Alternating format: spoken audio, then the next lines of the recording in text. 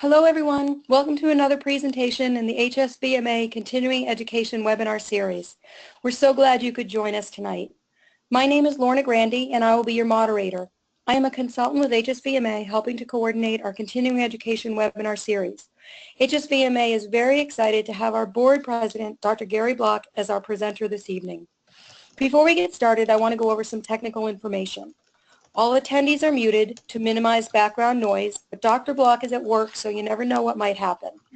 If we have any technical difficulties, we will try to resolve them as quickly as possible, so please be patient. We recommend that you close out all other programs on your computer for a better listening experience. If you do have trouble with reception on this live presentation, it is being recorded and will be archived so you can listen to it later. Most of you out there tonight are HSVMA members, and many of you joined to be at our webinar with us tonight. We thank you very much for helping us to accomplish our mission. Please let me tell you a little bit about HSVMA. Humane Society Veterinary Medical Association is a national association for veterinarians and veterinary technicians founded in 2008. Our focus is on animal health and welfare. These photos are from a few of our programs. HSVMA provides a forum for veterinary professionals to advocate, educate, and serve. I'd like to share some highlights of our work. During 2015, more than 1,000 veterinary professionals joined HSVMA in actively advocating for advancements in animal welfare on a variety of federal and state legislative initiatives. One example of a federal law is the PAST Act, Prevent All Soring Tactics, to end the inhumane practice of horse soring. State laws include ones to end the use of lead ammunition in hunting, the use of gas chambers in animal shelters, and the extreme confinement of farm animals. The largest service program HSVMA provides is RAVS, Rural Area Veterinary Services. RAV staff and volunteers work in rural areas where the communities are dramatically underserved. In 2015, 63 veterinarians and 242 veterinary students from around the world helped care for more than 8,000 animals who would otherwise not have received any medical treatment. You can join a RAVS trip and earn CE at the same time, so please contact HSVMA if you are interested. So I just want to let you know that a PDF copy of this presentation will be sent to you in an email that we're going to send after the webinar. So if you look at the handout section in your dashboard, you can see that a copy of the presentation is available to you right now. So don't worry about writing down a bunch of stuff. And we're pretty sure that this topic is going to generate a lot of questions and comments, so we will do our best to get to as many of them as we possibly can at the end. Please type your questions and comments into the questions section of our dashboard. At HSVMA, we think tonight's topic is an important one, and judging by the large number of attendees, we know that you agree. So please let me introduce tonight's speaker. Dr. Gary Block received his DVM in 1991 from Cornell University. Following graduation, he completed a small animal internship at Angel Memorial Animal Hospital and an internal medicine residency at Purdue University. He is board certified in small animal internal medicine. In 1997, he obtained a master's degree from Tufts University in Animals and Public Policy with his master's thesis focusing on the teaching of veterinary ethics. He is past president of the Rhode Island Veterinary Medical Association and the Society for Veterinary Medical Ethics, and a past delegate to the AVMA House of Representatives. Dr. Block is the current president of the board of HSVMA, and he is a founding board member for the Rhode Island Companion Animal Foundation, a nonprofit that provides subsidized veterinary care to low-income pet owners. He, along with his wife and fellow HSVMA member, Dr. Justine Johnson, are co-owners of Ocean State Veterinary Specialists, a 47-doctor emergency and referral hospital located in Rhode Island. He has lectured locally and nationally and published papers in veterinary medical journals, as well as articles and editorials related to animal welfare. So HSVMA is proud to have Dr. Block with us tonight, so take it away, Dr. Block. Thank you very much. I appreciate the opportunity to speak to all of you. I know everyone probably worked today and is tired, so I will try to be relatively engaging. The first couple slides you will see my beautiful face, but then because I have a tendency to get a little demonstrative and excited, I'll probably remove my face from this presentation and you can just look at the slides, which would probably be best. and then I'll come back visually at least for the question and answer session. So you see the title of my presentation. I'm sure the first thing that comes to your mind is, why the hell is an internist doing a talk about saving money? And I understand that. It is true. I've never met a blood test I didn't like, but I think I have reasonable street creds, as it were, to give this talk. I have worked as a general practitioner. I've worked as an ER doctor. I've worked as an associate. I own a veterinary hospital now with a large client base. And as you heard, my hospital is in Rhode Island. And as you may or may not know, Rhode Island, apart from being one of the smallest states in the country, we were one of the most affected by the recent recession. We had the highest unemployment rate for a couple years during the recession. So we have a client base here that ranges from the gold card, money is no object, to I have 10 bucks and you got to make the most of my money. So I think I am in a reasonable position to give this talk. I hope that'll turn out to be the case and you'll feel similarly. Let's get started.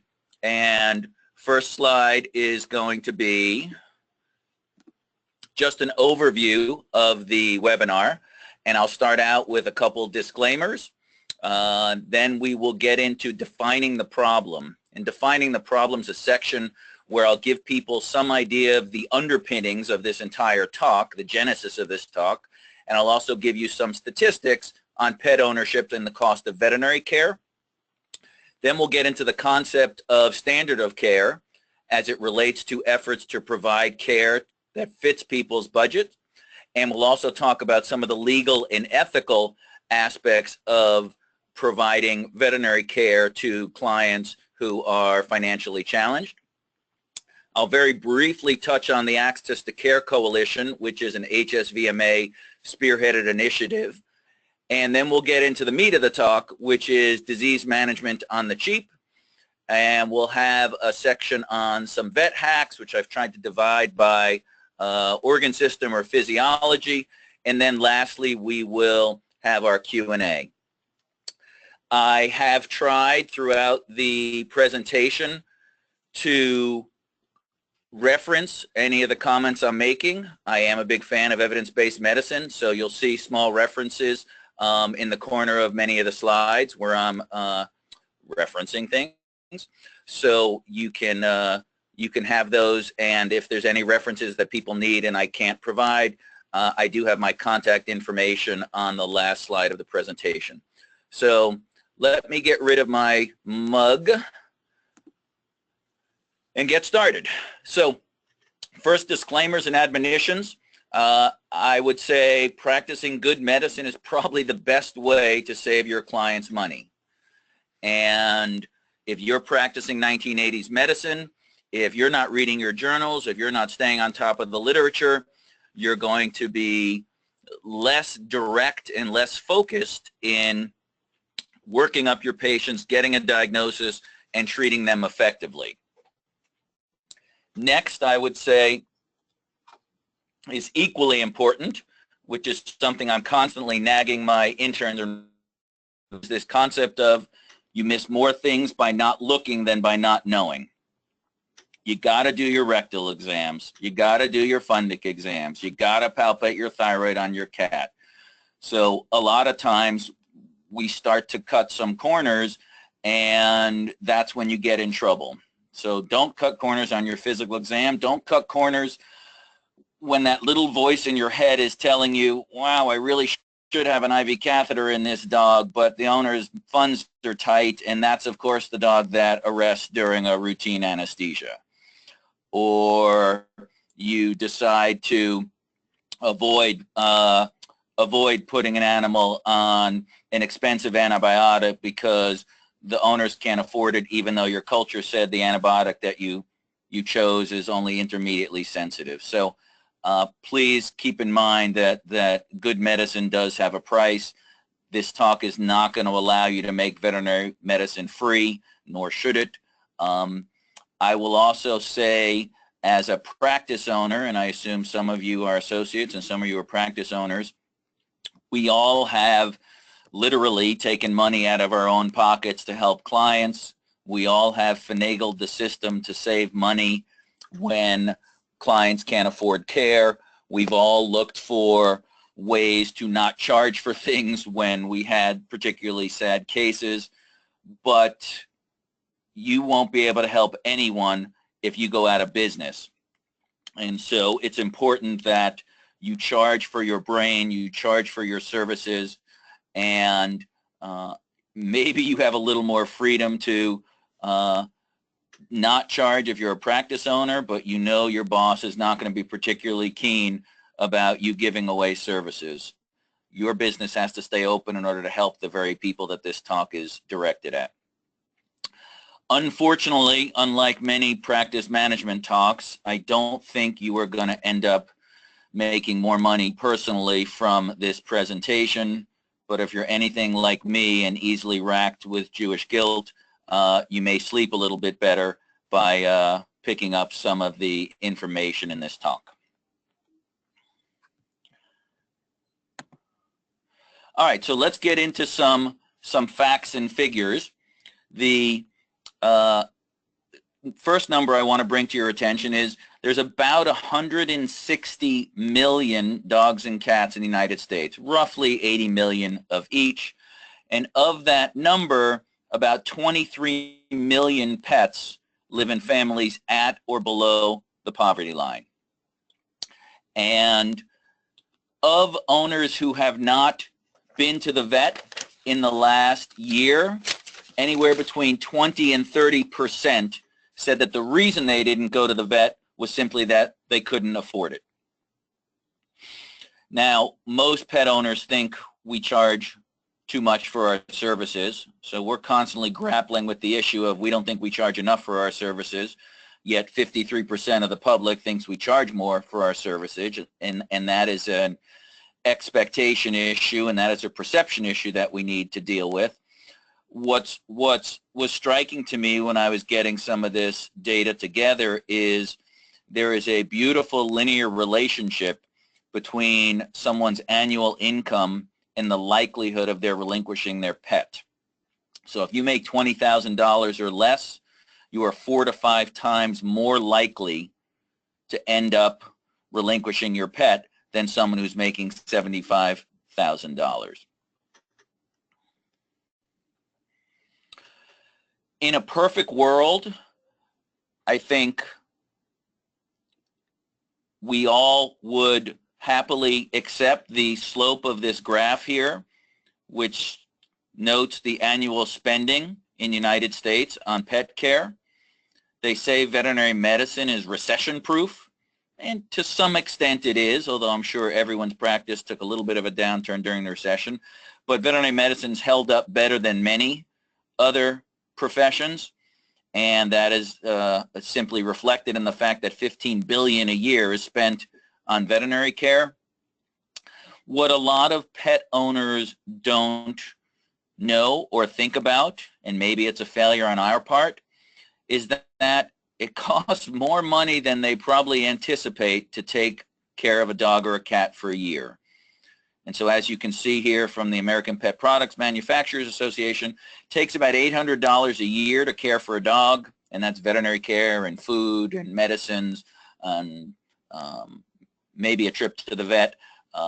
Cats, for a variety of reasons, people know that people don't spend as much on cats, but it's still over $500, and that's 2014 data, to be clear. And look at the lifetime spending numbers for dogs and cats. Wouldn't it be nice if before people even got a pet, we had a chance to give them these numbers and say, you are aware that the next 10 to 15 years of dog ownership is going to cost you somewhere around $20,000. Because I'm guessing we all have been in the situation where someone just spent $800 or $1,000 on a purebred dog, and now they have no money to care for their pet when it's ill. And of course, we turn out to be the bad guys because, again, we're having to charge for our services. So we could potentially do a better job educating the public about the cost of veterinary care. You see that last bullet point on this slide.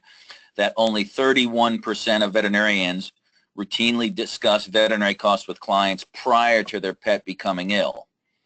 And we see that every day, right? We see the pet who comes in ill and the owner is absolutely shocked at how much it costs to take care of a sick parvo dog. I can't believe that you won't do a payment plan for my urethral obstruction. So this would be a potential way for us to maybe blunt some of that criticism, but also maybe make sure that people understand the financial realities associated with pet ownership. For those of you who are better with visual displays, here's similar information in graphical form. Remember, about 3/4 of United States households own pets. And so veterinarians, you can see in this graph, we get the pink, we get some of the red, we'll probably get some of the yellow. Some of you obviously sell pet food as well. But this is hundreds of dollars a year that a lot of people who get the cute dog from their neighbor or adopt the cute kitten from a neighbor don't think about prior to making that decision. All right, this I wanted to just bring to people's attention. This literally just got published this month. It's from a friend and colleague and also an HSVMA board member named Barry Kipperman. And you can see the title of this paper. This was just in JAVMA, first week of the month. And it's an important topic. And even though this talk is primarily designed to help your clients and help their pets, I also want to acknowledge the impact on us of clients not being able to afford veterinary care. I can only speak for myself, but it is probably the biggest stressor that I have. And I'm not talking about clients, you know, putting out a Yelp review saying that I charge an arm and a leg for their pet's care. I'm talking about, you know, the family with young kids who are crying because their pet's been hit by a car and they're living paycheck to paycheck and that pet undergoes economic euthanasia. This is a major issue for our profession.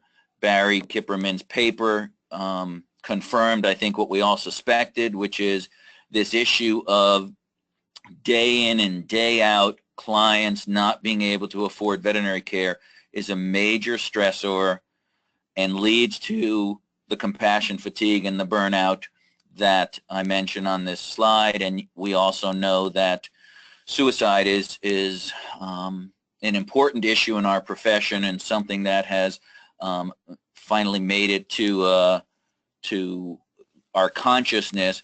But I'm quite confident that this particular issue of dealing with the economic stress of people not being able to afford care has got to contribute to all of these things occurring. One other point that Kipperman's paper made, which I kind of made on the previous slide, is that if clients had an improved awareness of the cost of veterinary care, it would positively affect patient care and veterinary satisfaction. So I guess the punchline that I'm trying to say is, even though this talk is designed primarily for your clients and their pets, I hope to some extent this decreases some of the job stresses and compassion fatigue that you may be undergoing. All right, so this was just my transition slide. So hard not talking in front of an audience because I usually expect people to laugh when they see Far Side comics. So this just reminded me that we are going to move on to the standard of concept, and I'll start out with a couple pictures for you to peruse. This, as some of you may know, is our esteemed veterinary colleague, Dr. Jeff, Rocky Mountain Vet. Dr. Jeff, as you know, has a very, very successful TV show. Here is Dr. Jeff doing a cruciate surgery. And my question to you is this standard of care? Is this how we're going to save our clients money? No mask, no gown. Is Tech putting her hands a few inches from the surgery site? he's dripping armpit hairs into the surgery site? Or is this standard of care? This happens to be one of our surgeons in one of our OR suites doing a cruciate surgery. The tech you can't even see because they're so up near the head of the dog, wearing a cap and mask. So which of these two is standard of care, or standard of care some fluid concept between these two? So let me try to get some facts established on what standard of care is and why it exists. And you may know this. I apologize if I'm repeating things you're aware of, but I think it's important to just state this clearly. So the main purpose of professional standards of care is simply to direct us to be clinically competent practitioners. The standard of care directs our appropriate treatment based on the best scientific evidence available. In fact, the AVMA Model Practice Act and the principles of veterinary medical ethics exist in part to create a standard by which all veterinarians can practice. And remember, of course, that one of the functions of a standard of care is to make us accountable for the practice that we have and to the public. So, standard of care, despite what people may think, is not something that has a universal definition in veterinary medicine. In tort law, in the legal domain, standard of care is usually described as the care required of and practiced by the average, reasonably prudent, competent vet in the community. And the good news is, based on other tort law judgments, you don't even have to be at the top of your pile. You can be kind of a middle of the roader. The standard of care only asks that you be an average or normal practitioner setting the standard. A couple other components of standard of care which are important to understand, particularly since I assume people from all over the country are listening to this talk, is this concept of the locality rule or geography rule. And it says that your standard of care is going to be related to your community standards. So the standard of care in New York City may be different than the standard of care in Butte, Montana, for example. We also assume, although there is a surprising lack of evidence to support this, we also assume that there is a difference in the standard of care between specialists and general practitioners, with specialists having a different standard of care than general practitioners, a higher standard of care, as you were, which again is not really borne out from all the research and literature that I have read regarding this issue. Next, for those of you who refer to yourself as having a special interest or practice limited to, please know that this is going to probably create the impression that you are practicing with a different standard of care than potentially just a quote-unquote regular general practitioner. And then this concept of requirement to offer referral will show up in some state veterinary practice acts, and failure to do so in a timely and appropriate manner can also result in some type of sanction. So let's take a look at this cat. Obviously a feline UO. And let's take a look at what I might call the intensive or expensive treatment protocol. And to be honest, this might be something similar to what happens here at my hospital. So a cat comes in, it's a UO, it's probably an older cat. The doctor says, well, let's get a full CBCM profile, make sure there's no other concurrent diseases before we spend all this money on urethral obstruction. If it's an indoor outdoor cat, before we spend money, let's make sure the cat's retrovirus negative. Clearly, we want to get a urinalysis with sediment, see if there's crystals, see if there's evidence of an infection. Urine culture, yeah, maybe. We know that urine cultures are not common, particularly in young male cats. But if it's an older cat, first-time UO, wouldn't be wrong to get a urine culture. Blood gas, yeah, if my criticalists were involved in the case, they of course can't help themselves and they'd want to know acid-base status and pH. IV catheter, sure, perfectly reasonable. Injectable drugs, if they're hyperkalemic, can't argue with that. If you don't have the ability to measure potassium in-house, you might do an EKG to see if there's evidence of hyperkalemia. And then you'd give IV fluids.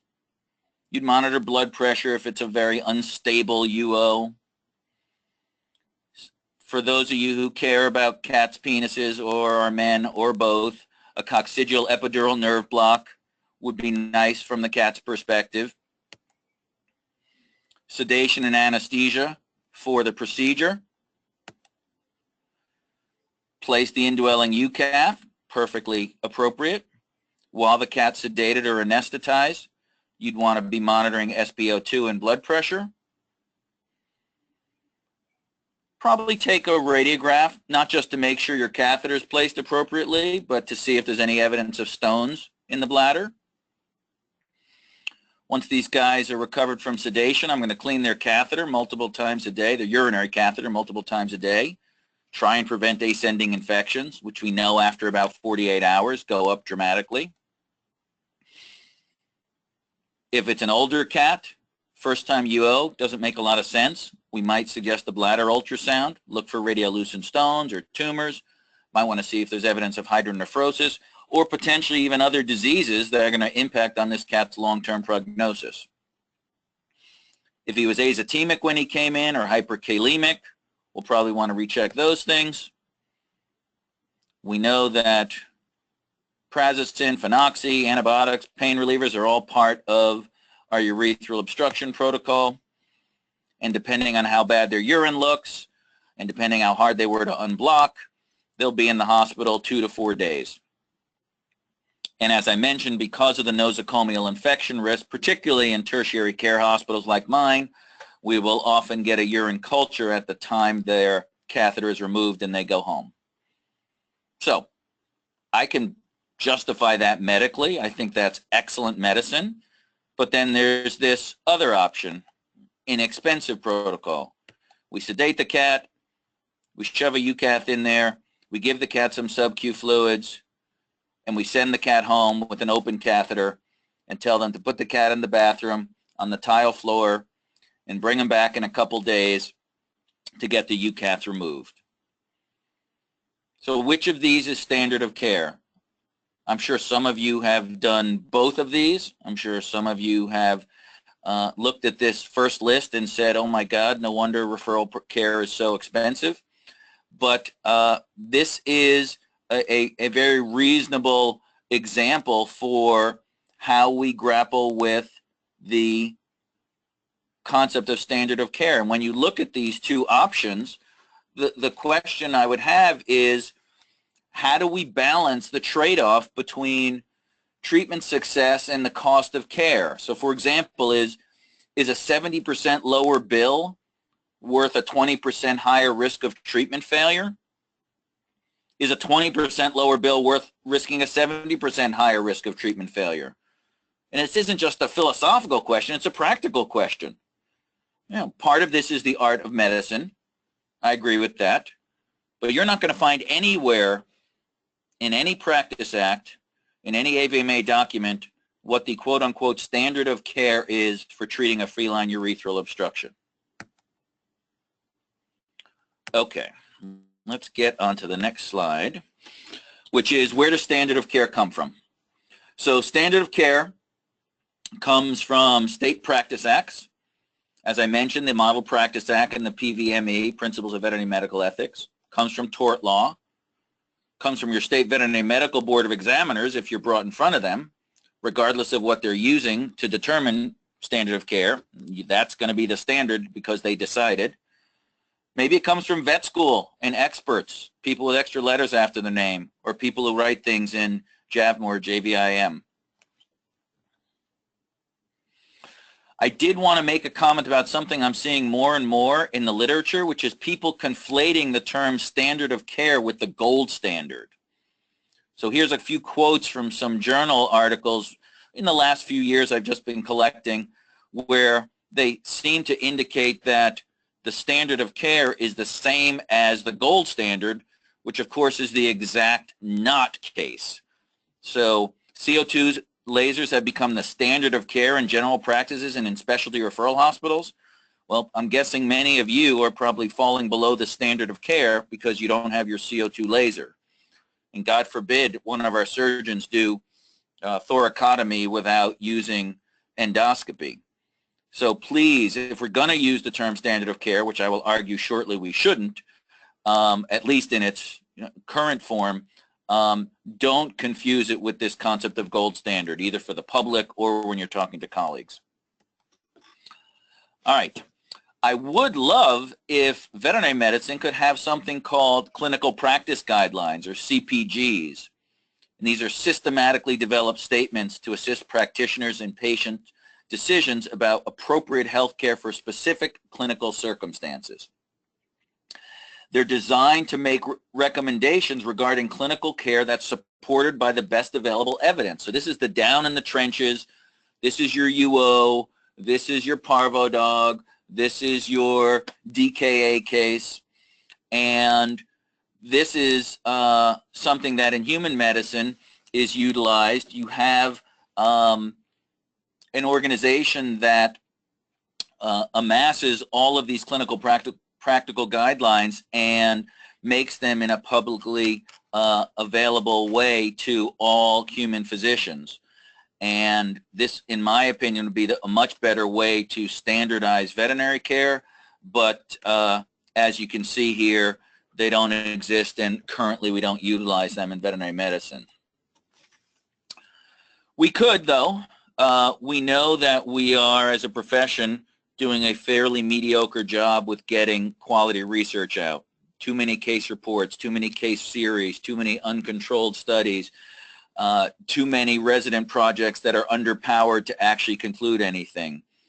Understand it's a complicated issue and there's economic realities, but in order for us to truly create CPGs, we need to have a focus moving forward on better research. White papers and consensus statements come from organizations like ACVIM or AAFP or the AVMA. They could be part of these clinical practice guidelines. And we do occasionally have systematic reviews and meta-analyses. That's kind of the backbone of these CPGs in human medicine. And in human medicine, as I mentioned, they do have this National Guidelines Clearinghouse, which takes all of this data, so you can go and look up what, quote, standard of care / CPG is for treating a very particular condition. Okay, so Access to Care Veterinary Coalition, as I said, I just wanted to briefly mention. This is a HSVMA initiative founded a couple years ago. It is currently working in conjunction with the University of Tennessee, and its members include veterinarians from private practice and academia and for-profit and non-profit and welfare organizations, and its goal is to research and explore how our profession can ensure humane care and treatment of all pets. Their guiding principles, most of which I agree with, I just wanted to briefly go over. First one, of course, all animals deserve veterinary care. Can't argue with that. Many pets in the U.S. are not getting the care they need. Absolutely true. Veterinarians should have the freedom to provide a spectrum of care for their patients, meaning A, vets should have flexibility to offer proven effective treatment for their patients. Can't argue with that. Vets should be able to consider the pet's individual circumstances and their owner's living situations when determining proper care. Can't argue with that. I would say we all do that currently. But C is still bothering me a little bit, which is vets should have the legal protection and professional approval to provide appropriate care to underserved animals, whether that is in for-profit or non-profit settings. So my concern there is this last item seems to be a request to have a kind of legal and professional carte blanche to provide any level of care under any situation, and that would potentially undermine the entire concept of the standard of care, and it could even negate decades of progress our profession's made in increasing the quality of care we provide to our patients. So even in this HSVMA document, which I am generally extremely supportive of and proud of, I think there's still some discussion to be had. This is just a quick overview of what the Access to Veterinary Care Coalition is working on. You can see they're going to take over a year to amass data and assess that data, and ultimately at the end of 2018, hoping to publish something that will give us kind of a roadmap for how we can address this entire issue of getting access to care to those who need it most. Okay, so we got about 50 plus minutes to save clients money. So let's get started. First comment here is something that I think we lose sight of occasionally, which is don't do tests if the results won't change the way you treat. I cannot stand it when an intern or resident comes up to me and I ask them what workup they want, and they say, CBC profile UA thoracic rads. And I say, why? And their answer is minimum database. No, that is not using your brain. You don't wait to engage your brain until you've done $400 of diagnostics. So don't do tests if the results won't change the way you treat your patient.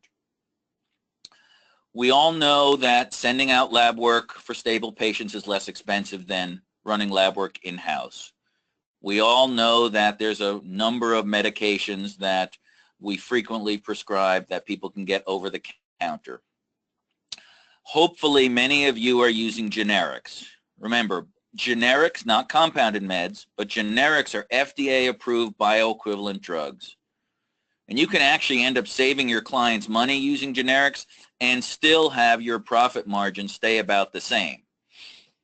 So if you're not looking into generics, I would seriously consider doing that.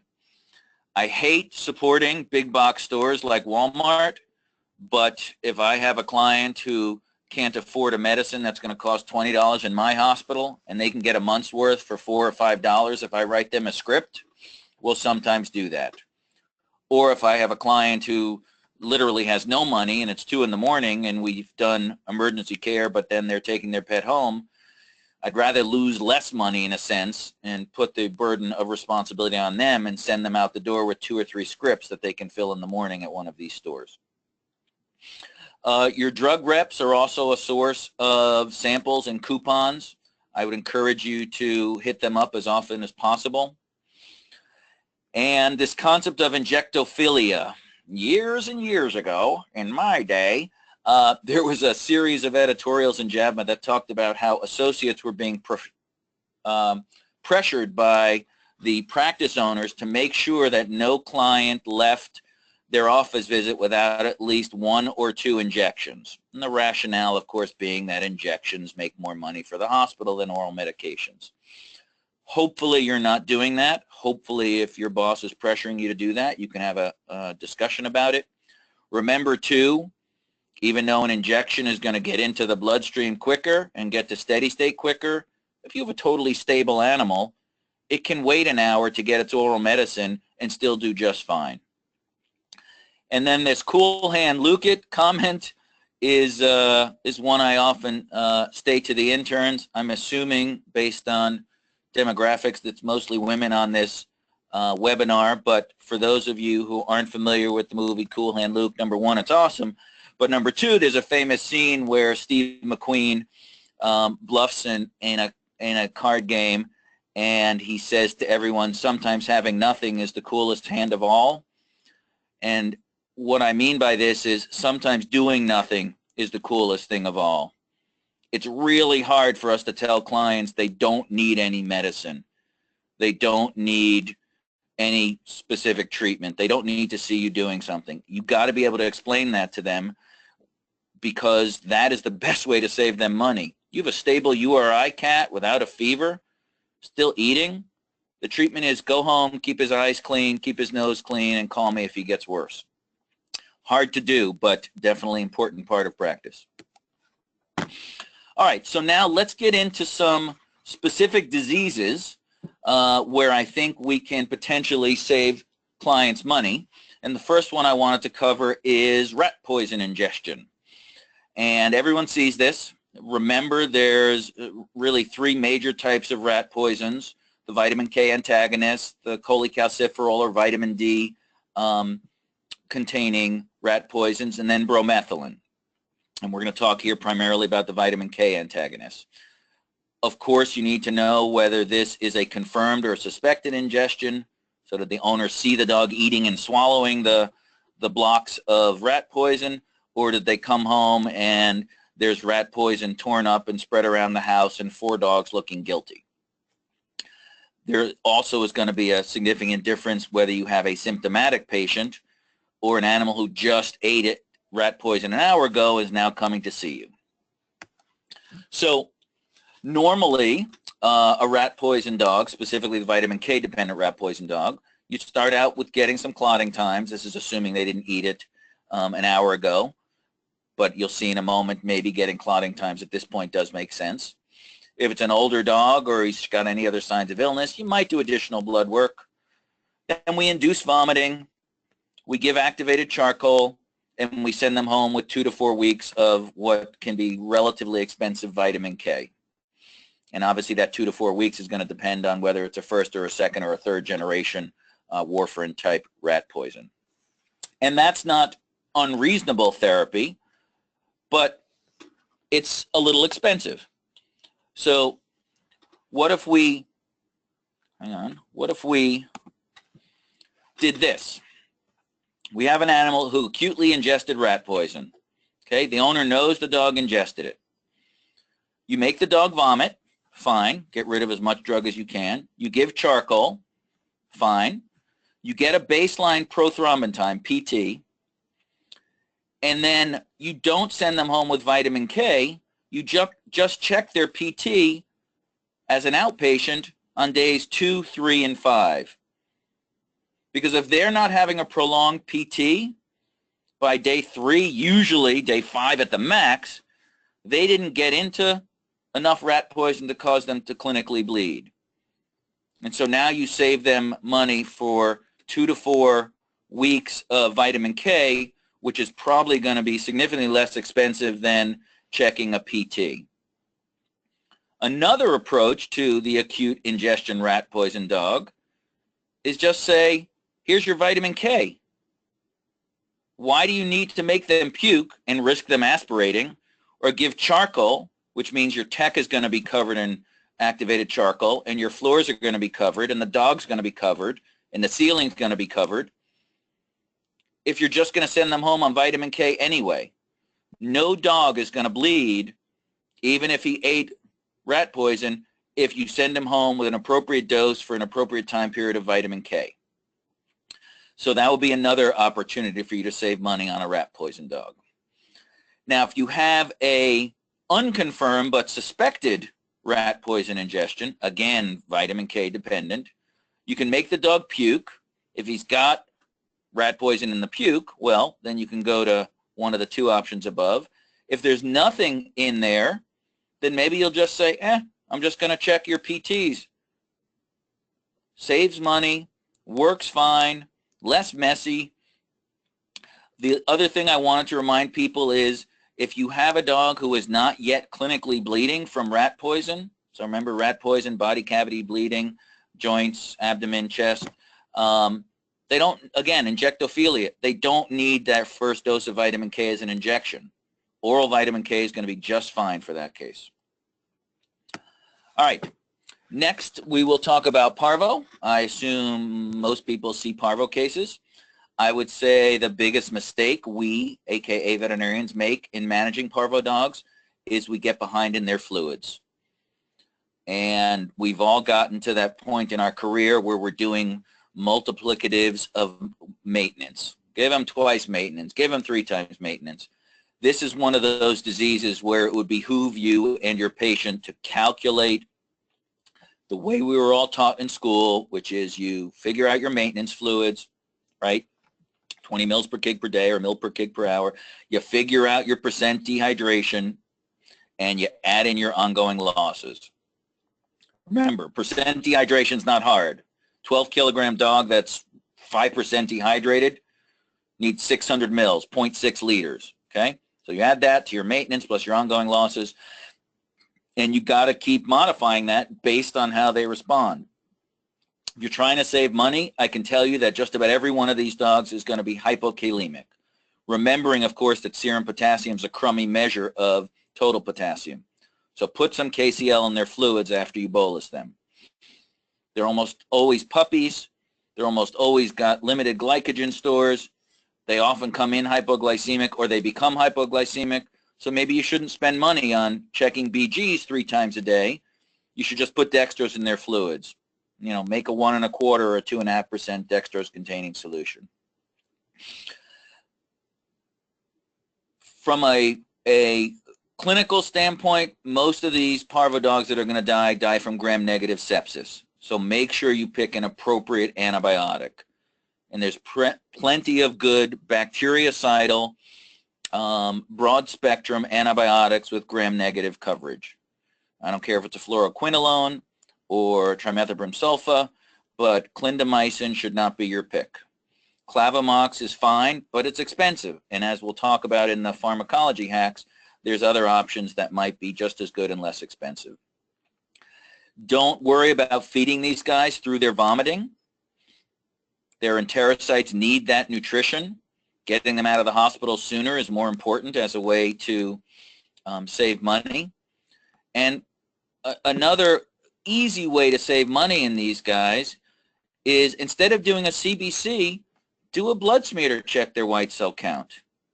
It's really easy to do. Remember? We all learned this, but again, somewhere along the line, we feel like we can't determine a white cell count without a full CBC. Blood smear is 1/4 of the cost. So you just take the average number of white blood cells on 5 or 10 oil immersion fields. So your 100x objective, 5 or 10 fields, average number of white blood cells, and multiply that by 2,000. Now you know what your white cell count is. Now you have a baseline. Now you can monitor that every couple days if you want. Or for those dogs who have parvo but their white cell count hasn't bottomed out yet, you can use that as an easy monitoring tool. It's just one of those things that I sometimes see, even doctors here, we run these CBCs to see how we're doing with our patients when really we're just interested in the white cell count. Now, an even more cost-saving opportunity comes from outpatient parvo protocol. And this was a study out of Colorado State from a couple years ago. Relatively good study design. It was a randomized study, 40 patients. These dogs initially, they're kind of initially treated as an inpatient, but they go home before the day is out. So they come in, you evaluate their hydration and cardiovascular status. If the owners can afford it, yes, you check lights and a BG. Otherwise, you assume, as I said on the previous slide, they're both low and need supplementation. They get an IV catheter, and then you bolus them, and you periodically repeat boluses until they get cardiovascularly stable. And cardiovascular stability simply means their pulses are better, their heart rate normalizes. Yes, of course, we'd love to measure blood pressures, but you should be able to assess a dog by feeling dorsal pedal pulses and femoral pulses, how you're doing as far as cardiovascular stability. As I mentioned before, dextrose in the fluids is not going to hurt. Obviously, you don't want to bolus large amounts of dextrose, but you can easily do that. One thing I did notice when I was doing my research for this talk is there's tons of magical therapies for treating parvo online. This one here, Parvo Busters, I'm going to say not even worth looking at. Good medicine is still going to trump quackery when it comes to parvo treatment. So this protocol that came out of Colorado State, it's not easy. You need a genuinely committed owner to make this work, but it's doable. So these people are sent home with sub-Q fluids, whether it's Normasol R, remember not Normasol M, R is replacement, LRS or sodium chloride, doesn't matter.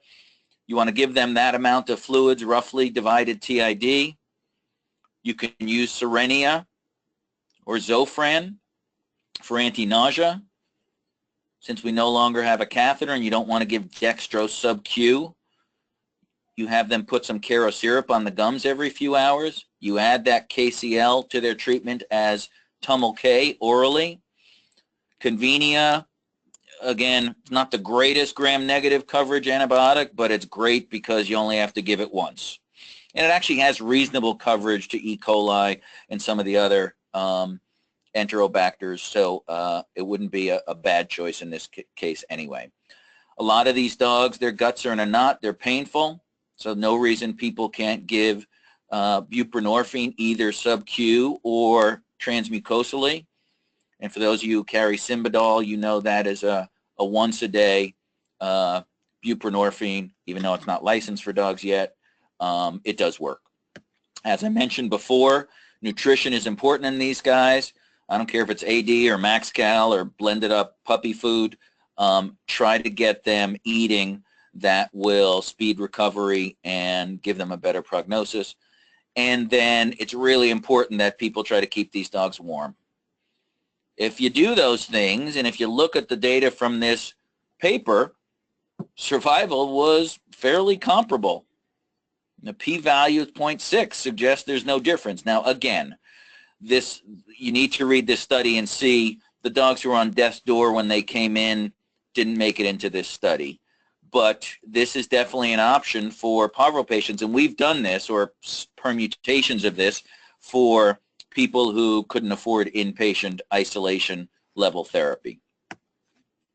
You do need to know when to cut your losses, when to admit outpatient failure, and those are the dogs whose hydration's getting worse, they're getting mentally dull, they have a persistent high fever, and then of course all those other complications we dread with parvo dogs, which are things like intussusceptions and sepsis and ARDS.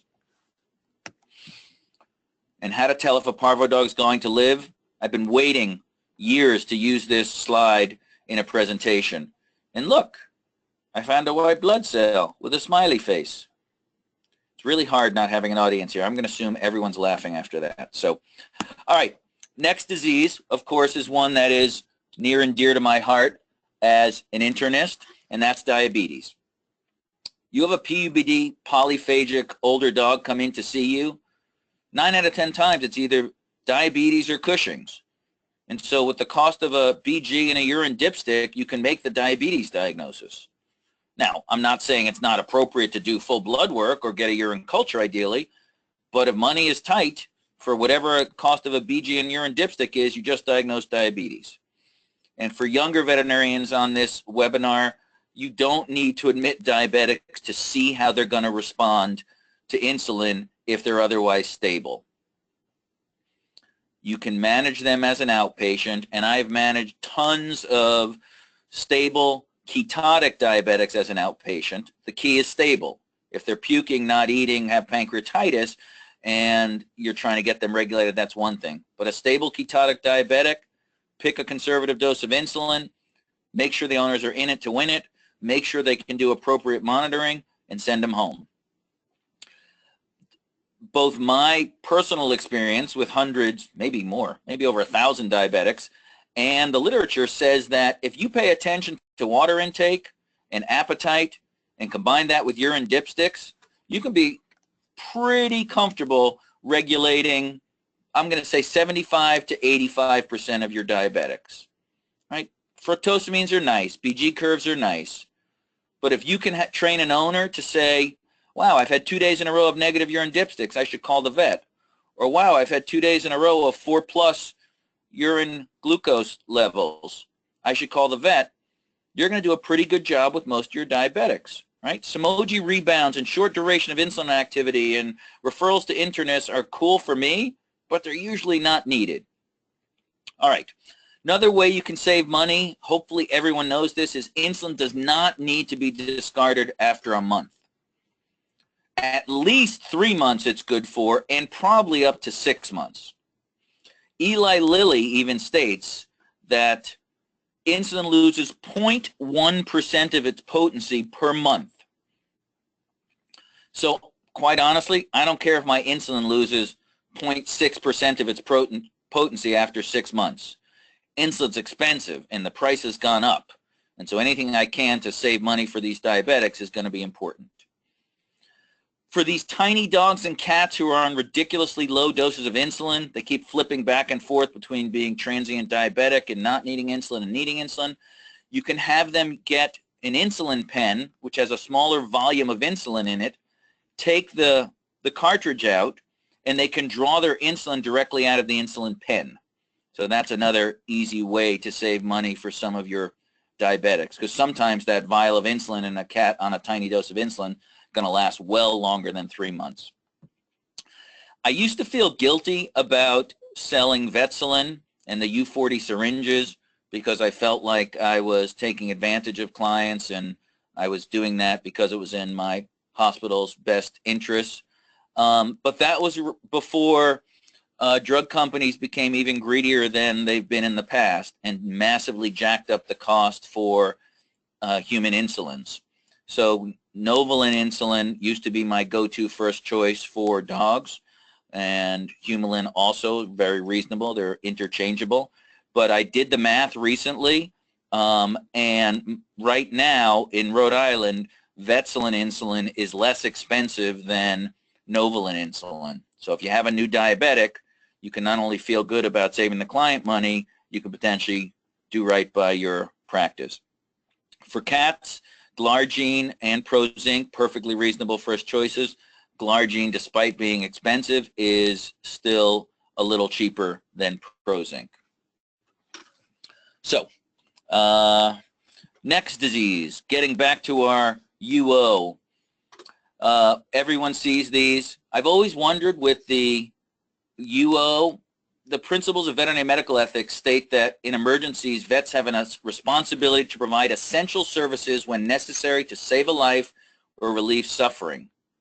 But when it comes to the UO, essentially the entire treatment you need to provide is essential to save a life. And so we have here, and I unfortunately assume other people have, euthanized urethral obstruction cats that we know we could treat because owners couldn't afford it, but I've always wondered whether we were running afoul of the PVME, even though they do give us kind of an out for offering euthanasia for quote-unquote suffering. All right, most of these guys you know are treated as I documented earlier in the presentation, but Ohio State published a study a few years back where they tried to treat these cats without catheterization. And without catheterization, they took these 15 male cats, they got rid of the cats who were dying on presentation, flopped over, heart rates of 60. They got rid of stone cats, but they took these 15 male UOs. They did what's called decompressive cystocentesis, which sounds involved, but essentially you can see me doing it here in this slide. Take a 22 gauge needle, you carefully put it in the bladder, and you suck urine out.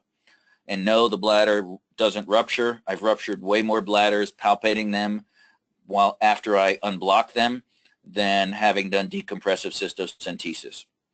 So it's scary, but definitely doable. You give them some sub-Q fluids, then you give them some of these drugs, and then you literally plunk them in a quiet, dark room, cage, and you wait.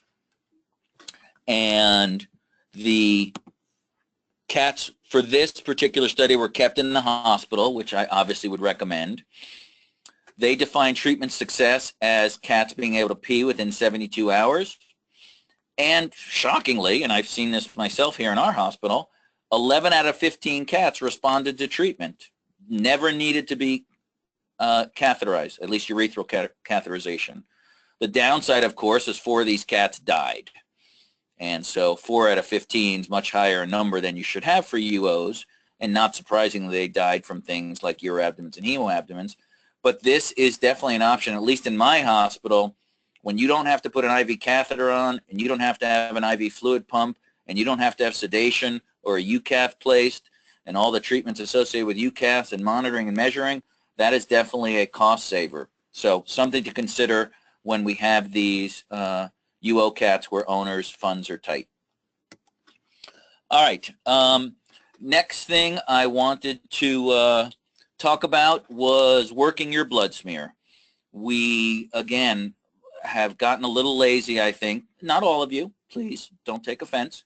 But there's so much information that's easy to get from your blood smear that we're not doing. And in doing so, we're ending up charging our clients more than we necessarily need to. So we talked about estimating the white cell count, right?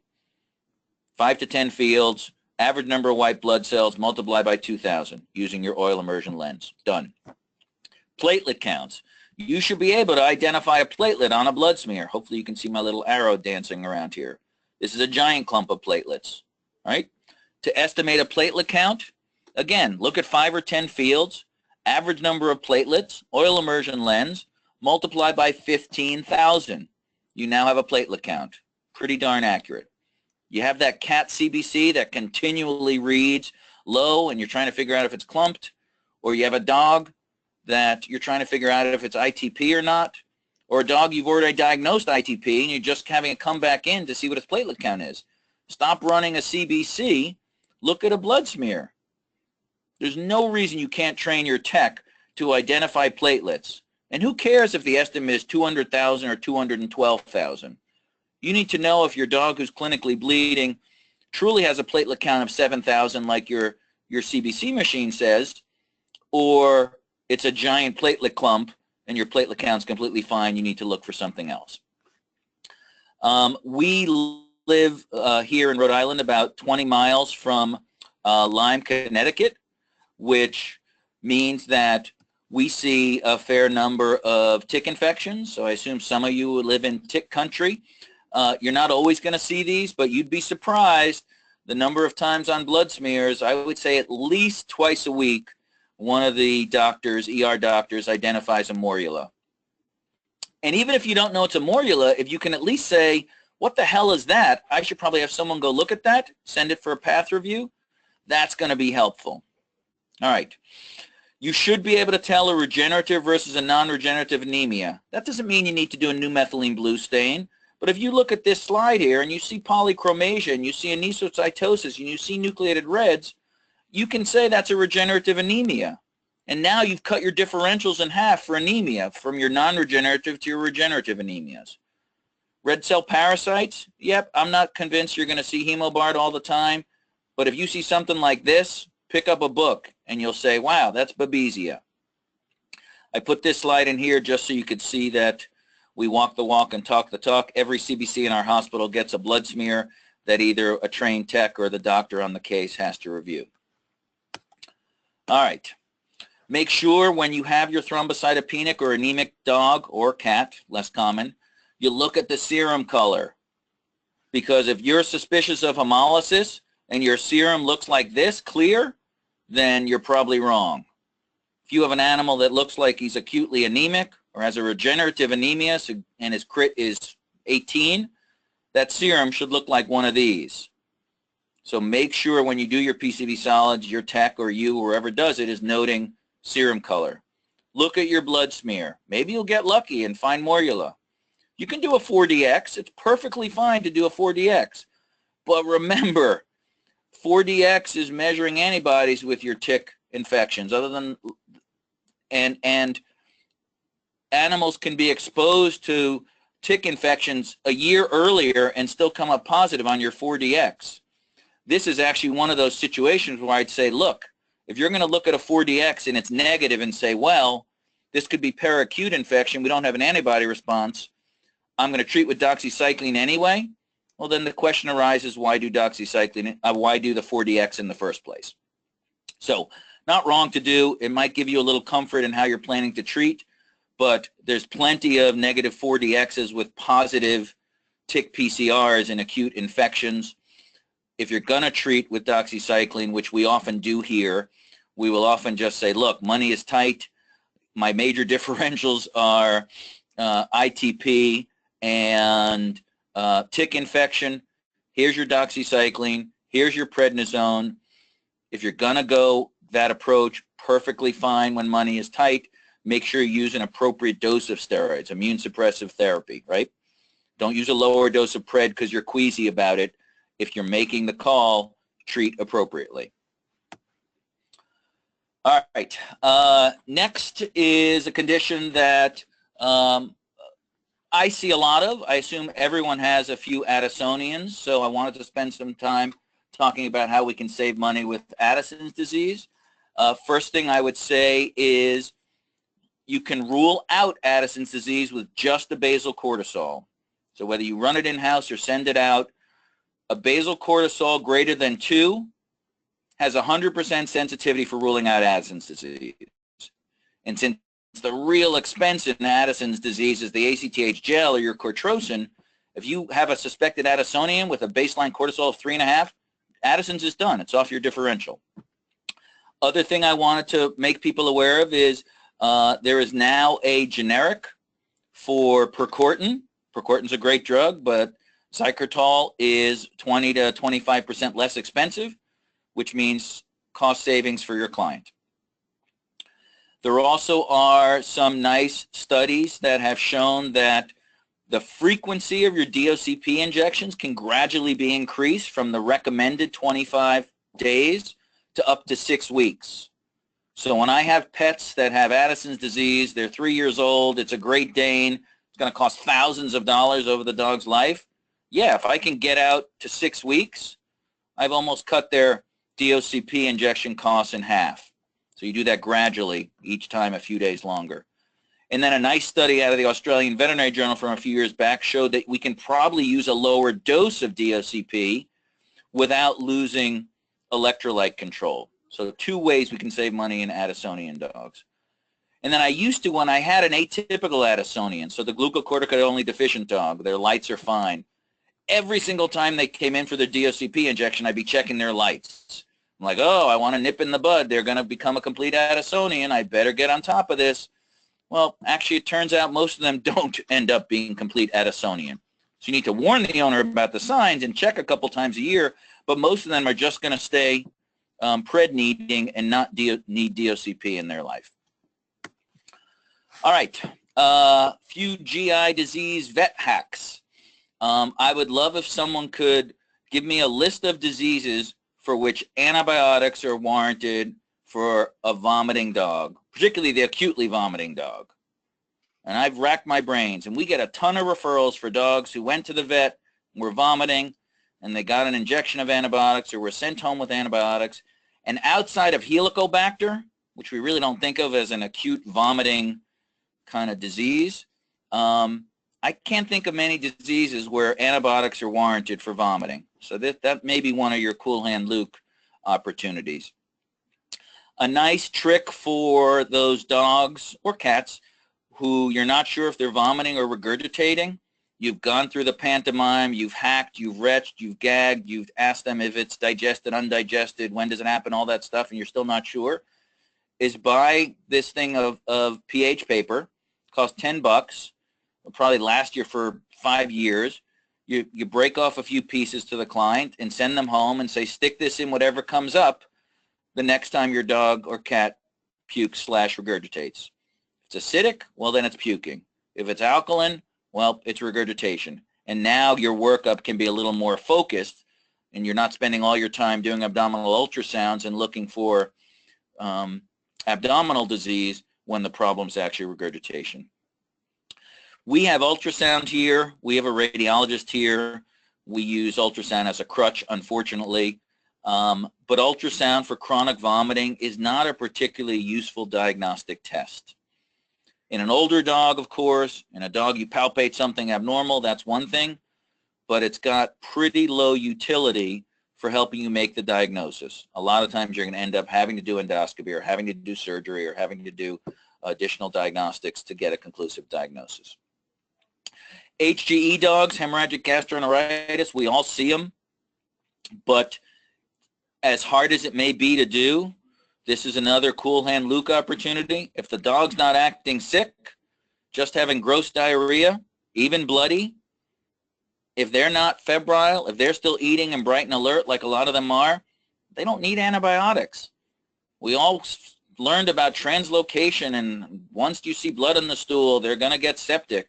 Well, turns out that's probably not true, and at least in this one study from JVIM, there was no difference in morbidity and mortality for dogs who were treated with antibiotics versus dogs who weren't.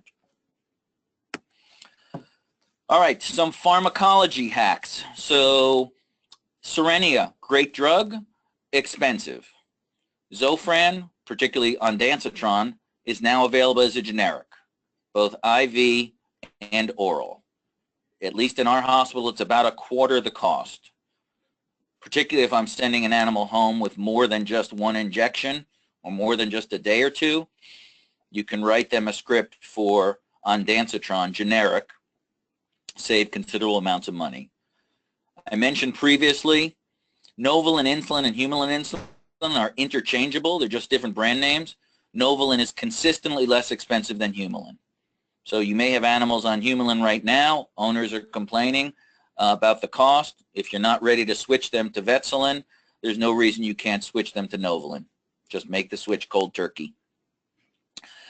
Prilosec, apart from being equal in cost to Pepcid, plenty of studies have shown that if you're going to use antacid therapy, a proton pump inhibitor is way more effective than Pepcid. So I know everyone still uses Pepcid, but as best I can tell, it's crap when it comes to actual effectiveness in changing and maintaining the pH of the stomach.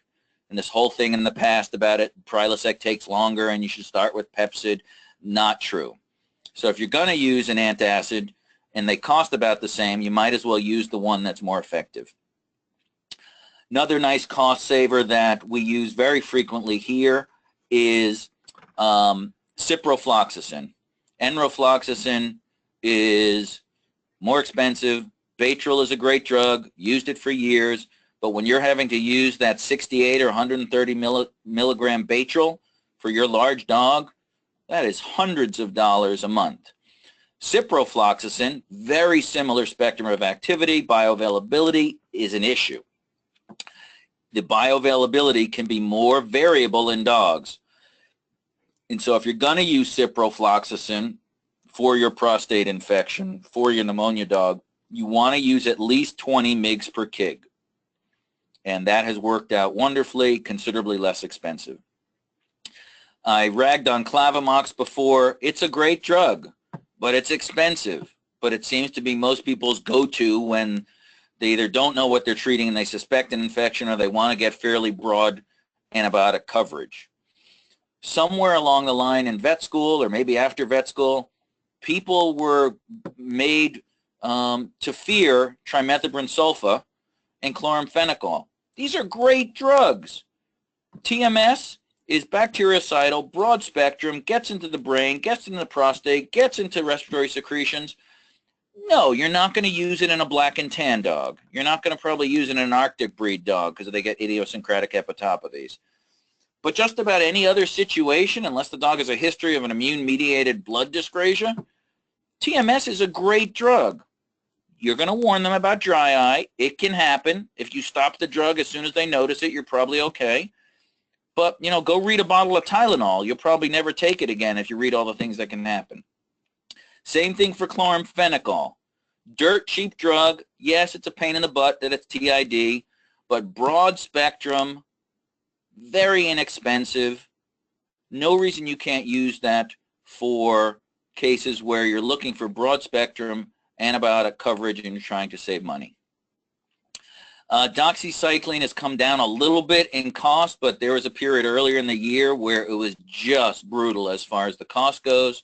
Minocycline is fairly interchangeable with doxycycline, and it's actually got better lipid solubility than doxycycline, and it's less protein bound, which means you have more free drug in the blood.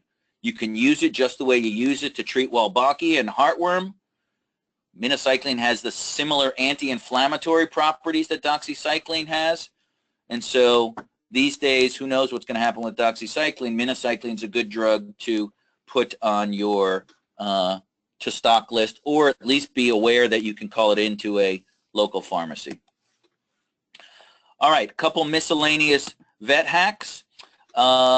First one I got from our cardiologist, which is if you have a coughing dog with a normal heart rate, particularly if he's got a sinus arrhythmia, it's not heart disease. You got to think it's respiratory. Next hack, don't go pursuing azotemia until you've gotten a urine-specific gravity. There's plenty of reasons why your BUN and creatinine can be up that don't necessarily imply renal disease, whether it's pre-renal disease or post-renal disease. Urine-specific gravity often falls off our radar as far as appropriate diagnostics. Next hack, I would say, as an internist, I see tons of referrals for animals with fevers, persistent fevers, 104, 105 plus. They've been on antibiotic A for a week, no better. Then antibiotic B, no better. Then antibiotic C, no better. Time is wasted and money is wasted. You have persistent fevers over 104. More often than not, it's viral or paraneoplastic or immune-mediated. Whether that's immune-mediated polyarthritis or paraneoplastic disease or some viral infection you haven't identified, but don't spend a month scripting out antibiotics if that fever has stayed at 105 pretty consistently. Next little cost saver is there was a nice study a few years back, this was, that looked at using short course antibiotic therapy for routine urinary tract infections and found that a 3-day course of enrofloxacin was just as effective as a 14-day course of Clavamox. Cure rates were 88.6 and 87.9%. So first time uncomplicated UTI, maybe that's the least expensive way to go. And maybe, given my prior slide, if I had a large breed dog, I would potentially do 3 or 5 or 7 days of ciprofloxacin and not 14 days of Clavamox. We save propofol, obviously, after it's been opened up. You got to use it within the day, but we have a fair amount of half-open propofols throughout the hospital because people aren't looking to see where there's open propofol. So we have a spot in our refrigerator where we'll label these old propofol vials, mix it with our euthanasia solution, and it smooths the euthanasia and it purposes that propofol in a way that saves money and potentially is beneficial for the euthanasia experience as well. One of my techs is a big fan of criticizing Nozorb because it's so expensive. So we have a giant bin of unpopped popcorn that she will occasionally try to sneak to clients when I'm grabbing for the Nozorb. It's an easy way for them to collect urine without having to pay as much for Nozorb. All right, next. A couple other miscellaneous vet hacks. A lot of people use antacids when dogs are on or cats are on steroids. It makes us feel good. We think it decreases their GI ulcer risk. Unfortunately, the data says that's not even true. So even when I'm using immune suppressive therapy, steroids, they don't get put on antacids unless I start to see GI signs. And then I might use Carafate or misoprostol. But the routine use of antacids, apart from potentially having an impact on other organ systems, which we didn't realize, which seems to be the case in human medicine, it's probably unneeded and is probably just spending clients' money unnecessarily.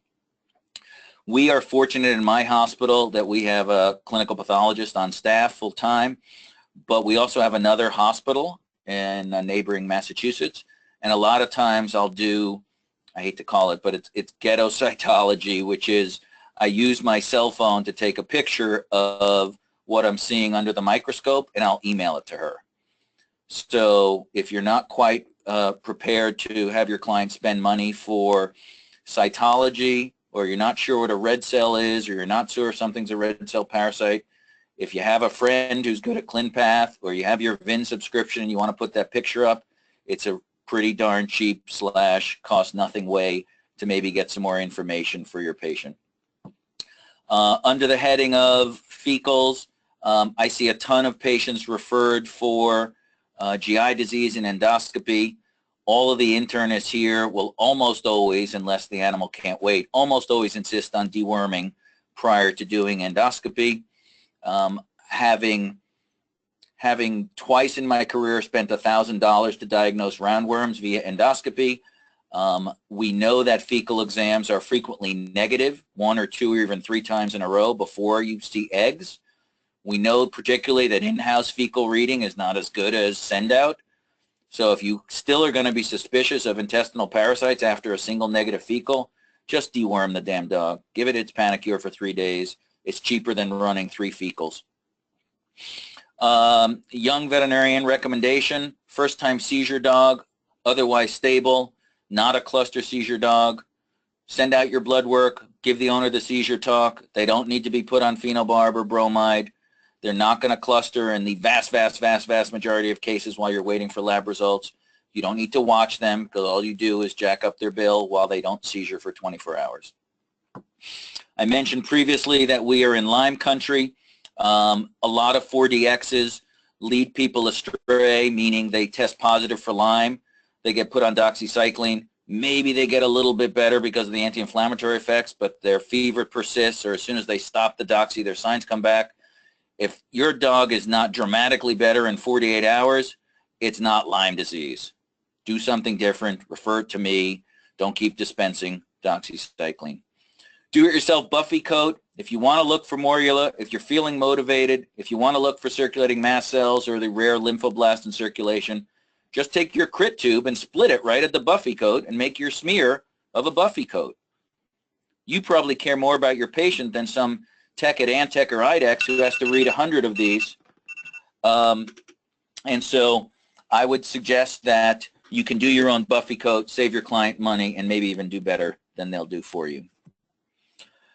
This last slide is maybe a testament to my friend and colleague Brian Forsgren, who's an amazing vet who has kind of pioneered the practice of making veterinary care affordable for everyone and doing it in a way that created a very successful business. And so a little bit of philosophy, which is doing the best you can is always better than doing nothing. A little bit of something is always better than a whole lot of nothing. Less stressing about what might happen. Do something. Don't be afraid to try something you haven't done, right? Universities these days are trying, but they still are teaching most students that it should be referred. You know, you can do snots and shots, but anything else should be referred. It doesn't have to be like that. And there's nothing wrong if it's a choice between euthanasia and you taking out a book and having your tech read that book while you're doing a surgery you haven't done before. I am very down with that because more often than not, you're going to be very successful, you're going to gain a skill, and you're going to save a life. Couple slides quickly. I know time is getting short. There's a number of ways, of course, we can help clients afford care, and that means giving them options for how they can afford care. So whether you have an in-house financial assistance program, you counsel them on pet insurance, care credit. Some of us payment plans work, some don't. I have a Cal Ripken baseball card from years ago that I took as barter that at the time didn't seem like a great idea, but now is incredibly wise of me to have done so in exchange. Obviously, you can't do that in most practices. The Best Friends Animal Society HSUS resources, they list on a state-by-state basis financial assistance programs for clients, so we'll provide that for clients. The Rhode Island Companion Animal Foundation model is, as you heard in my intro, a nonprofit that provides means testing for financially needy clients and 70% reduced veterinary care. I would love for someone to be interested in that in another state, and I'd be happy to talk to them if they are. And then the last slide is, I feel like if I'm bending over backwards to try to help make veterinary care affordable for my clients, they need to meet me at least a quarter of the way. And so we have this list available to clients. If they have a non-emergent medical problem, I expect them to do a little work and look up some of these organizations and see if their pet is a candidate for getting financial assistance. And that takes us to the end. I'm going to try to put my face back in view, and if anyone has questions, I am more than happy to try to answer them. And take it away, moderator type people. All right, wonderful. We can see you fine, Dr. Block. That was wonderful. Thank you so much. Very well. We have one of our last comments that somebody made was, I love this guy. That person was my mother, but thank you very much. I think that especially for those of us who have a few years of experience under our belt, it's really nice to hear some common sense things that that actually do work and, as you said, can save some money. But we do have quite a few questions, and so I Okay. want to try to get through some of these, okay? All right, I'm game. So Carrie wanted to be sure that we knew that Putney has a generic Clavamox. Yeah, Putney doesn't exist anymore. I used to be on the advisory board, but Okay. Putney was sold to, I can't remember who, one of the other big drug companies. But yeah, Putney has, and their whole portfolio is picked up by this other company. But yeah, Putney, we had a ton of Putney products in the hospital. They're FDA approved. They work great. And people, I mean, unfortunately, many of the major distributors are either under contract or pressured not to make generics available. So whoever does your purchasing needs to sometimes do a little more lead work to find the generic available, because obviously your Zoetis rep is not going to be giving you advice on which generic you should get to replace their Baytril. Right. Okay. So general overall question that somebody had was that we don't always necessarily know the financial status of our clients, and that do you review and offer all levels of care to all clients? Yeah, so that is a great question. It gets to the concept of informed consent. Mm-hmm. We should never assume what our clients are capable or willing to spend on their pets. Mm-hmm. I would say, as I'm sure many of you have, the people who come in wearing tattered clothes, who don't look like they have 3 nickels to rub together, will sometimes take out a wad of $100 bills. And I've also seen people drive up in $100,000 cars who refuse to spend, $200 to save their pet's life with a treatable condition. So I have always felt it's my responsibility to make sure the entire range of options is explained to owners. But if you are smart and empathetic and paying attention, you can pick up from your client where they're coming from financially, so that you can present these options in a way that ultimately doesn't make them feel guilty about not being able to afford what you might consider ideal care. I mean, that's the art of medicine, right? Right. Sherry is wondering if do you have any recommendations for quote unquote hypoallergenic foods for animals with food hypersensitivities that can't afford the prescription diets? Yeah, so it's a great question. Obviously, as an internist, I see tons of GI disease, some of which is IBD/food allergy. Yes, we have Royal Canin here. Yes, we have Hill's ZD here. But there are a large number of over-the-counter products now available that are limited antigen. And the big thing I would say is you need to tell your client to read the ingredients top to bottom, because a lot of these quote-unquote limited antigen, venison or duck diets, it'll have venison as the first or second or third ingredient, and then the 20th ingredient is going to be like chicken byproducts or liver byproduct or something like that, which then eliminates the entire hypoallergenic nature of the diet. So if money is tight, I think clients can absolutely get these over-the-counter diets that are limited antigen. I don't have as much of a track record assessing them in a systematic way, but if the choice between, not using a hypoallergenic diet when it's warranted, and using an over-the-counter diet, it's a no-brainer. They're getting an over-the-counter diet. Mm-hmm. Okay. So another question is, would you consider it below the standard of care to use expired telazol to sedate for euthanasia? Wow, that's a great question. I'm guessing your state veterinary medical board would not look kindly about using expired anything. And I can say that with some degree of certainty. So hang on, I have a demonstration to show. Hold on.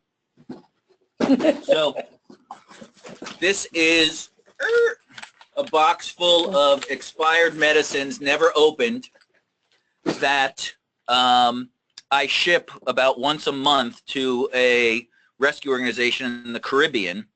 because even the pounds and shelters in Rhode Island and that low-cost clinic, the Companion Animal Foundation clinic, is not allowed to use these supplies. They're still in their packages. They've never been opened. It's suture material, for example. So at least according to the Department of Health and the state vet here, I can't do that. Does it make sense in a euthanasia? Damn straight. You know, I don't care if my catheter is placed without sterile technique in a euthanasia. Right. You know, I'm using expired propofol in a sense for a euthanasia. So I guess what I would say is, if no one's squealing to the feds on me, I would say anything you can do to save a client money doing euthanasia, I am ethically comfortable with, but it is probably legally suspect. Wow. Even for euthanasia, that just doesn't make any common sense. Well, in case you haven't noticed, our government regulations aren't always right with common sense. So Amanda wanted us to know that there is a website, goodrx.com. Yep. It's a search engine that will allow you to search for drugs in a radius of your zip code and compare prices. Yep, So, and there's no fee for GoodRx. You can get this little GoodRx card at most pharmacies. It's definitely a great way to price shop when clients need medication that they're getting at a pharmacy to find out where it's less expensive. And for a lot of medicines, sometimes insulin, sometimes more obscure medicines, there'll be dramatic differences in cost between CVS and Rite Aid and Target and Walmart. So I'll tell the client, hey, here's the dose, go call these places and find out how much it is, or I'll hand them a written prescription and say, hey, call around to these places and go to the one that's going to give it to you less expensively, because some of these drugs, the exact same drug in a pharmacy across the street from another, will be 20 or 40 or 50% less. Mm-hmm. Okay. Jennifer wants to know if your pharmacy hacks also apply to cats. Seem like a lot of them dog-centered.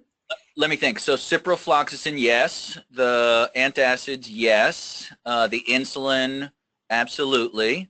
What else was on my pharmacy hack? Let me go back. Actually, speaking of the insulin, someone else wanted to know what your opinion was of Vetselin for cats. Yep, you can use Vetselin in cats. It's perfectly reasonable. I am more of a fan as an internist of peakless insulins. Vetselin is kind of somewhere between an intermediate and long-acting insulin, but it wouldn't be an unreasonable choice in my mind to use Vetselin in a cat. Despite what the company says, most dogs and cats will end up needing BID Vetselin, so I don't even fart around with once a day to start, because more often than not they end up on BID anyway. But okay, you absolutely can use Vetselin in a cat. Okay. So for the parvo treatments, the at-home parvo treatments you were talking about, are you sending them home with syringes with meds drawn up already to administer? Yeah, so yeah, great question, and that is one of the things that can make this, I guess, a dicey call on your part, because are we sending these guys home with buprenorphine, either in a vial for them to draw up or already drawn up, and so obviously that's a controlled drug.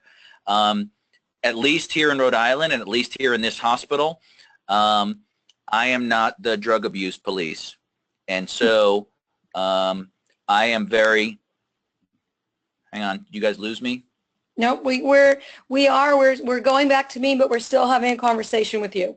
Okay, I just want to make sure. Yep. So the reality is, I'm not going to have a client come back in 3 times a day to get an injection of buprenorphine, or 4 times a day if you give it QID. So I don't have any problem sending people home with that, whether it's a fentanyl patch or buprenorphine. Now, clearly, if your parvo dog owner calls you, 3 weeks from now and says, my dog still has parvo, can I have more Buprenex? Then your little ears need to prick up. But the volumes of drug that we give people in most of these cases is not going to be enough for them to get a good fix. You're going to be able to identify those people who are trying to hit you up. I do sometimes wonder about some of the dogs with chronic coughs that might be on hydrocodone, Vicodin, that they're getting frequent refills. Absolutely. Again, the dog's coughing. I can't say, no, you can't have medicine. Now, the pharmacies limit you to a certain amount of medicine at a time, which helps, But I usually, unless I have big red flags saying this person is drug abusing or not giving the medicine to their pet, I err on the side of assuming that they are upstanding citizens and giving their medicine to their pet, and I don't try to limit their access to controlled drugs. We had a case years ago where the Hikiden used to, it fell down the drain, the bottle broke, whatever it was. Yeah. And I have to tell you, the pharmacist finally called the practice owner at the time. It was his client, and said, stop. Right. I do think sometimes we are sometimes maybe a little trusting. So yeah, I'm cognizant of the opioid problem. Exactly. But I kind of feel like the human physicians play a much bigger role in opioid overdoses than veterinarians. For sure, for sure. I just want to mention to our audience that we know that we're going over time, and we're going to end in just a couple of minutes. So if you want to stick with us, fine. But we know we're a little bit over time. I'm just going to come up with ask you just a couple more questions, okay? Sure.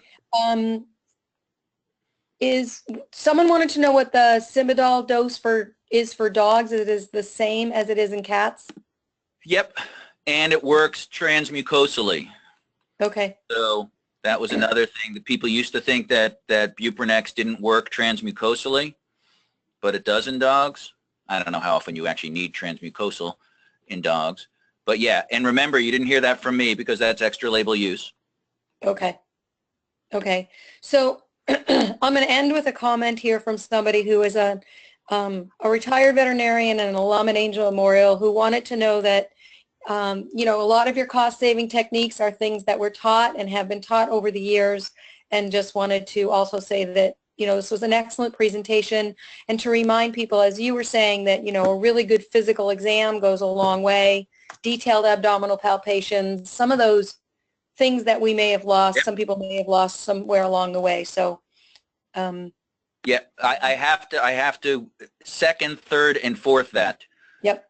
I can usually, and this is not, well, it's a little egomania, but once I get a history and do a physical exam, I'm guessing before I do any diagnostics, at least half the time when I walk out of an exam room, I know what's going on.